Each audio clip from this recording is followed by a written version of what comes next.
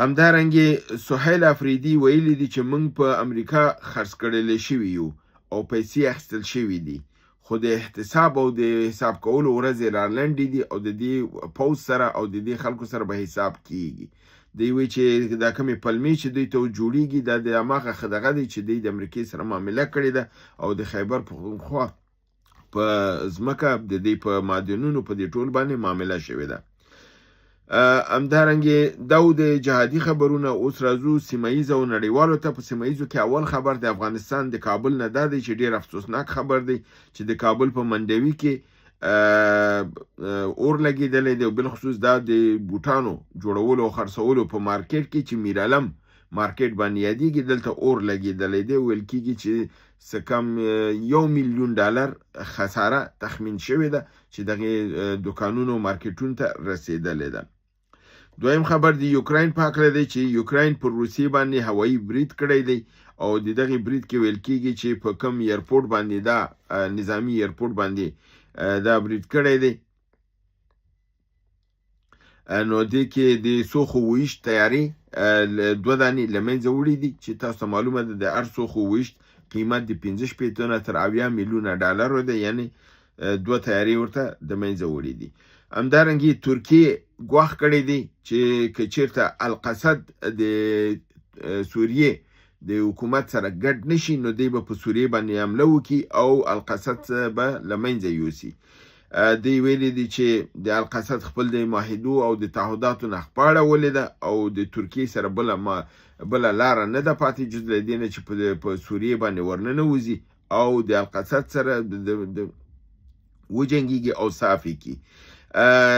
القصد هغه دموکراتیکه نظامی ډله ده چې په حدود 50,000 فوجیان لري، عسکر لري او د حکومت سره معامله دا شوی و چې دا به د حکومت په اردو کې د وزارت دفاع کې مدغم کیږي، خو تر اوسه پورې نه ده مدغم شوی او لګیا دی د حکومت سره جنګیږي. نو اوس ترکیه ویلي دی چې که موږ په دې باندې عملیات کوو نو موږ ضرورت نه لرو چې نه پوښتنه وکړو، که موږ دغه شو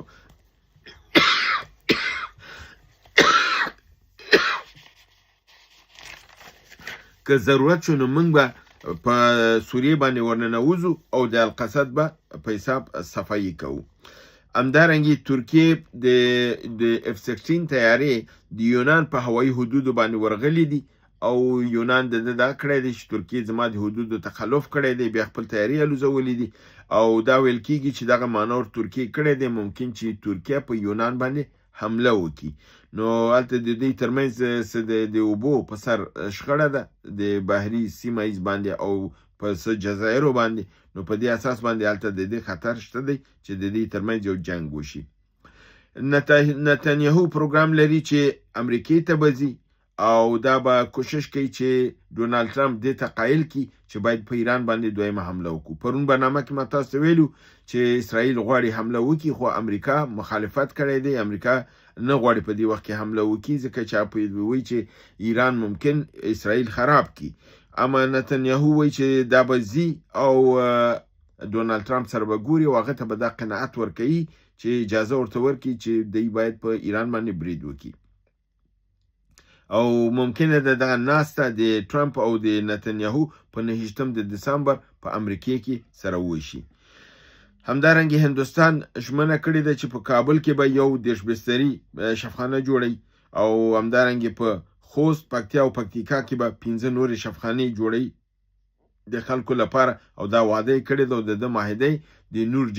جلالي د افغانستان د روغتیا وزیر سره چې کله سفر کې و هلته دا ژمنه شوې ده. همدارنګه روسیې د یوکراین 2 نور ښارونه نیولي دي او د یوکراین پوځ په شاتګ باندې مجبور کړی دی. بل نړیوال مسله دا ده چې د مصر، قطر، ترکیه او د امریکې په ښار میامي کې سره ناسته شوې ده او دا د اسرائیل او د حماس ترمنځ چې کوم معاهده په شرم الشیخ کې وشوله او د دې ګارانټور همدا 4 مملکتونه دي، یعنی مصر او قطر او ترکیه او امریکا. اوس اکان فیدان دا خبره کړې ده د ترکیه وزیر خارجه چې دغه اسرائیل چې دی ټول د معاهدې ټول اصول مات کړي دي، د تر خپل لاندې کړي دي او موږ فکر نه کوو چې من حیث ګارانټور موږ دا ژمنه وشو کولای چې موږ به د معاهدې دویم پړاو ته چې دوی ویل چې اول پړاو نه دی په خیر وځي دویم پړاو ته به ځي دی ویل دا ممکنه نه ده چې موږ دویم پړاو ته لاړ شو ځکه چې اسرائیل لګیا دی په حساب فلسطینیان وژني او د کوم وخت نه چې معاهده شوې ده تر اوسه پورې 400 فلسطینیان نور وژلي دي او ماشومان کلي او دا کورونه دا ټول لګیا دی اورانوي د همدې لپاره اکانفیدان دا ویلي دي چې 3 ټکي باید مد نظر ونیول شي یو دا دی چې غزه د فلسطینیانو ده او فلسطینیانو ته به پاتې کیږي دویم دا دی چې د دې د جغرافیې د تقسیم نظر چې دی دا موږ ردوو او دا قابل د قبول نه دی دریم دا دی چې تصمیم د منطقې او د سیمې به د سیمې خلک به نیسي نه چې نتانیاهو او نور به نیسي بل خبر هم د اسرائیل او د مصر متعلق د اسرائیل او مصر لویترین یو قرارداد په حساب د تاریخ د معاصر کړی دی چې 15 میلیارډ ډالرو یو تړون سره امضا کړی دی چې